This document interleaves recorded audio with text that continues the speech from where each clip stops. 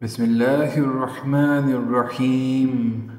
آمن الرسول بما أنزل إليه من ربه والمؤمنون كل آمن بالله وملائكته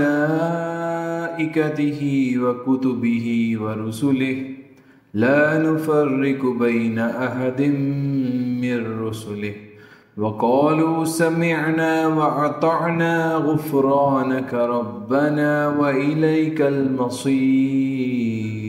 لا يكلف الله نفسا إلا وسعها لها ما كسبت وعليها ما اكتسبت ربنا لا تؤاخذنا إن نسينا أو أخطأنا ربنا ولا تحمل علينا إصرا كما حملته على الذين من قبلنا ربنا ولا تحملنا ما لا طاقة لنا به واعف عنا واغفر لنا وارحمنا أنت مولانا فانصرنا على القوم الكافرين.